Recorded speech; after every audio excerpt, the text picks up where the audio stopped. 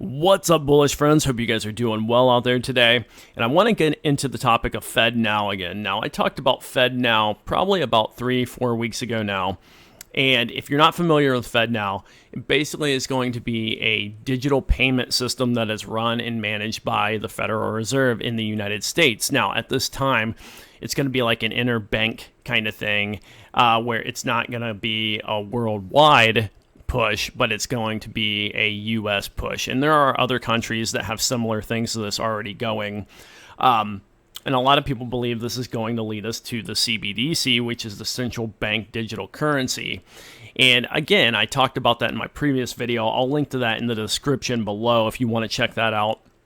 But recently, RFK Jr., Robert F. Kennedy Jr., had some interesting things to say about this.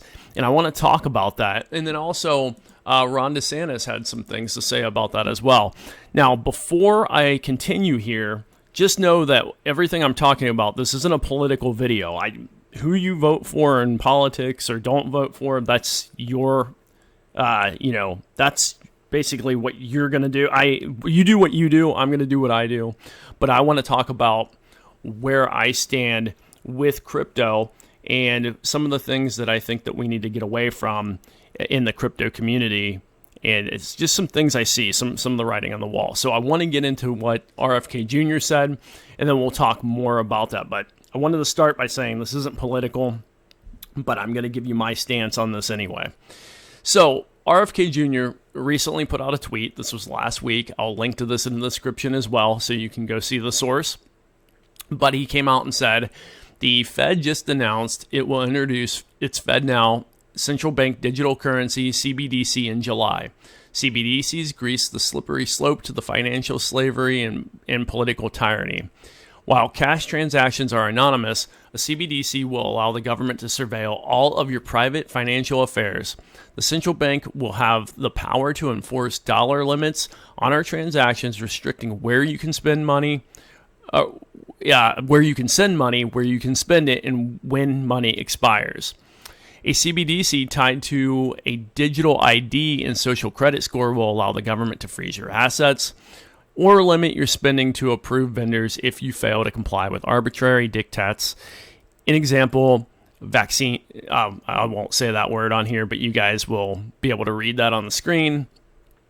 The Fed will initially limit its CBDC to interbank transactions, but we should not be blind to the obvious dangers that this is the first step in banning and seizing Bitcoin, as the Treasury did with gold 90 years ago today in 1933.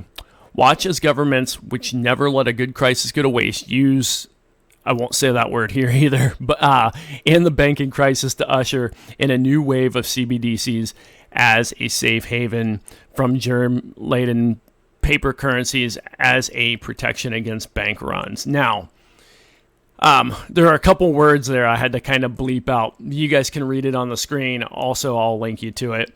I don't know what the policy is on YouTube for certain words, but I don't want this video to get flagged or taken down or anything like that. So I'll link to this so you guys can go read that full statement there. But pretty interesting take. Pretty interesting to see a presidential, and that's something I forgot to mention in the beginning of this.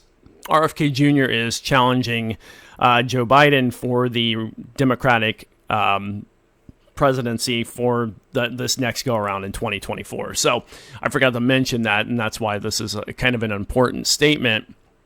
So he did issue this, so that's a very interesting take on all this. Now, recently, Ron DeSantis also came out, and I'm going to just read a portion of this. Again, I'll link to this in the description as well. But Ron DeSantis, let me read this little part of this article.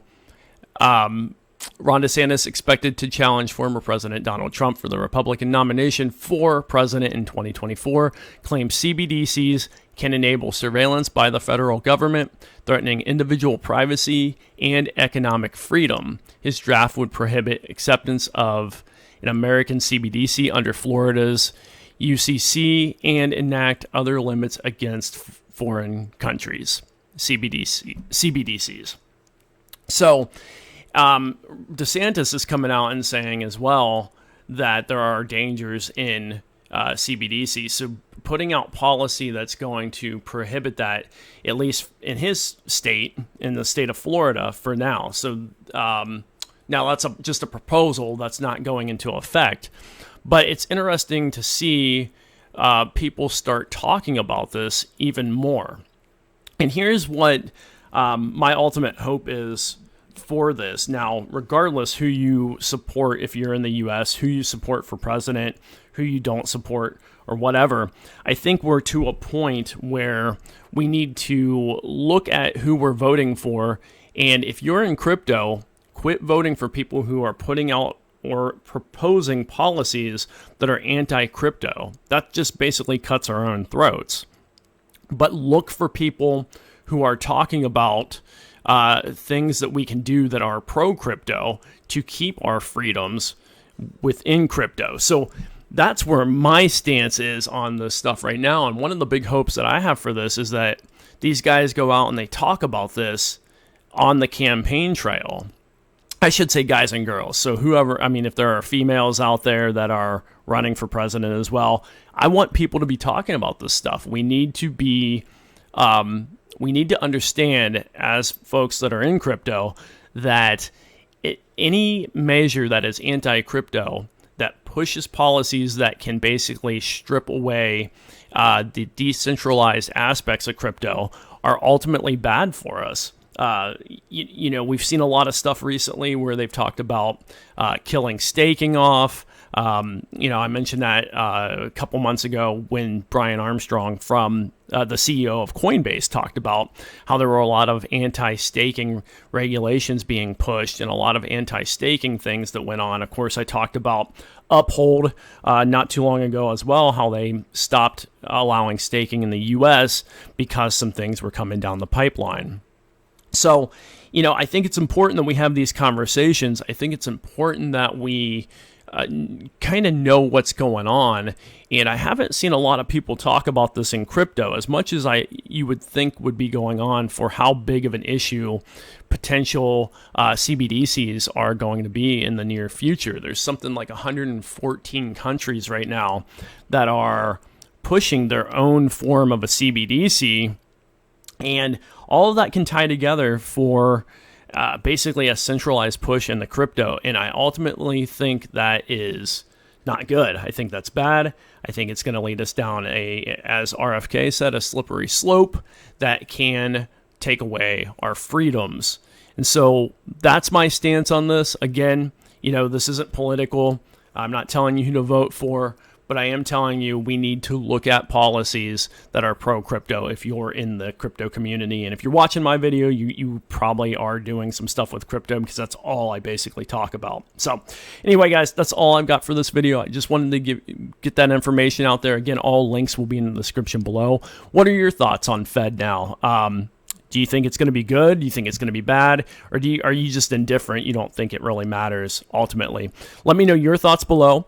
And if you got anything out of this video and you enjoyed it, give me a like, subscribe, share it with a friend. You guys, as always, I will see you in the next video.